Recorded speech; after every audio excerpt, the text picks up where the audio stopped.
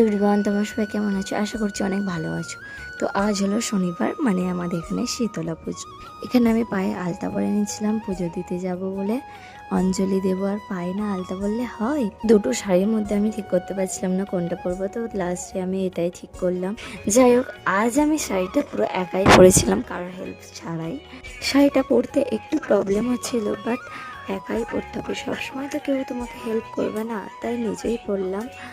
কেমন লাগছে অবশ্যই আমার কমেন্টে জানাবে। শাড়িটা হলো আমার মায়ের, হাত দুটো ফাঁকা ফাঁকা লাগছিল, তাই আমি এই কঙ্কনটা পরে নিলাম। এই কঙ্কনটা আমি বড় কাছেই থেকে এনেছিলাম, তোমাদের আমি আগের ভিডিওতেই দেখিয়েছিলাম।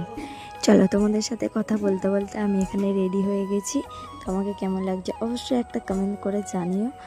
আর ইউটিউব থেকে দেখলে সাবস্ক্রাইব করে দিও। আমার এইরকম মেলার ব্লগ দেখতে চাইলে একটা ফলো করে রেখো ফেসবুক থেকে। আমার ভিডিও তোমাদের কাছে অবশ্যই। তোমাদের সাথে কথা বলতে বলতে আমি পুজোর মণ্ডপে এসে গেছি, তো এখানে এসে